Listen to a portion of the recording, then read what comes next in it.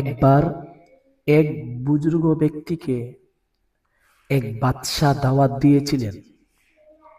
বাদশাহ দাওয়াত দেওয়ার পরে যখন তিনি খাবার খাওয়ার জন্য গেলেন, তখন গিয়ে দেখতে পারলেন যে অন্যান্য মানুষ খাবার খেয়ে অনেক খাবার তারা ফেলে দিয়েছে, অনেক খাবার খেয়ে ফেলে দিয়েছে, অর্থাৎ জুড়া করে ফেলছে।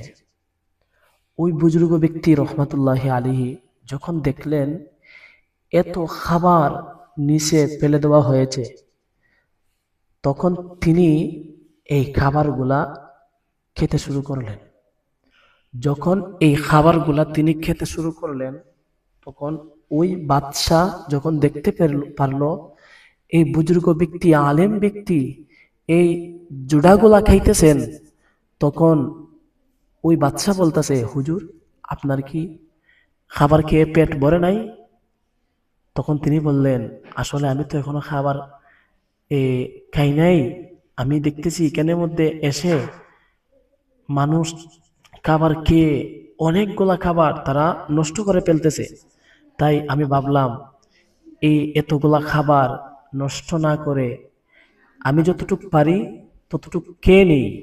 কারণ আমাদের নবী রাসূল আরবি সাল্লাল্লাহু আলাইহি ওয়াসাল্লাম বলছেন, যারা অপচয় থেকে বেঁচে থাকবে তারা কখনো কারো মুখাপেক্ষী হতে হবে না, তারা কখনো দুনিয়ার মধ্যে গরিব হবে না, তাদের রিজিক দিন দিন বৃদ্ধি পাবে। যখন এত সুন্দর এত চমৎকার একটি কথা বাদশাহ শুনলো, তখন বাদশাহ তার একজন খাদিমকে, তার একজন লোককে বলল, যাও তুমি গিয়ে একটি তলে থেকে অনেকগুলা স্বর্ণ মুদ্রা নিয়ে আসো। তখন তাকে অনেকগুলা স্বর্ণ মুদ্রা দিয়ে তাকে ধন্য করা হলো। তখন তিনি বলল, সুবহানাল্লাহি আজ্জা ওয়া জাল, হাদিসে পাক যেই রকম পড়েছি সেই রকম দুনিয়ার মধ্যেই আমি ফলাফল পেয়ে গিয়েছি, আলহামদুলিল্লাহ।